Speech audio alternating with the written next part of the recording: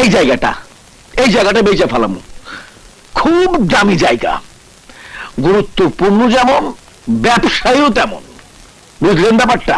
সাদা ওই জমির দিকে যে হাত বাড়াবে তার শরীরে হাত বলে কিছুই থাকবে না, যে লোভের চোখে তাকাবে সারা জীবন তার চোখ বলে কিছুই থাকবে না। ওই জমি দখলের কথা যে বলবে তার জিহ্বা টেনে ছিঁড়ে আমি জুতার সোল বানাবো। আরে এইটা ঠিক আছে দোস্ত, ওই জমি আমার, তুই নিজের চোখে আমার দলিল দেখছস। রাখ তোর দলিল। যে জমিতে 20 বছর ধরে অসহায় বৃদ্ধা মহিলাদের জন্য বৃদ্ধা নিবাস চলছে, 15 বছর আগে তোর নামে সেই জমির দলিল হয় কিভাবে? তুই কি তোর এই দোস্তরে বিশ্বাস করস না? হ্যাঁ বুঝছি, তরে তোর জমানা না কইলে তোর মাথায় ঢুকবো না। 15 বছর আগে তুই কই আসিলি?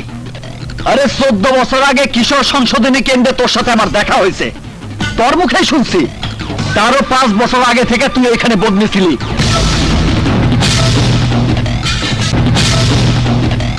তাহলে 15 বছর আগে তোর নামে দলিল হইল কিভাবে? এই মিয়ারা জাফর, ফট ফট ফট, নইলে সিডরের তাণ্ডব দেখাই দেব। জামান তো মিথ্যা বুঝি না, ওই জমি আমার চাই, আমি যা চাই তা হাসিল কইরাই ছাড়ি, ওই জমি আমি দখল কইরাই ছাড়ু। চল